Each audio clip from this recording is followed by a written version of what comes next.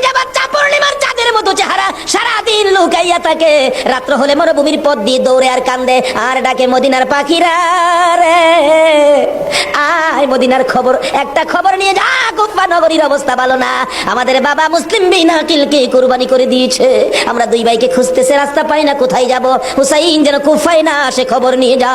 এভাবে একদিন এক রাত, দুই দিন দুই রাত, 3 দিন পার হইয়া 3 রাত্রের বেলা দুইটা ভাই একটা খেজুরের বাগানের মধ্যে বসেছিল, রাত্রে দৌড়াবে মদিনায় যাবে, কিন্তু পেটের খিদা, পানির পিপাসা, আর হাঁটতে পারে না। ছোট ভাইটা বড় ভাইয়ের গলায় ধরে কাঁদতেছে, ভাই কলিজা শুকাইয়া গেছে রে, একটা কাজ সামনে যাইতে পারবো না।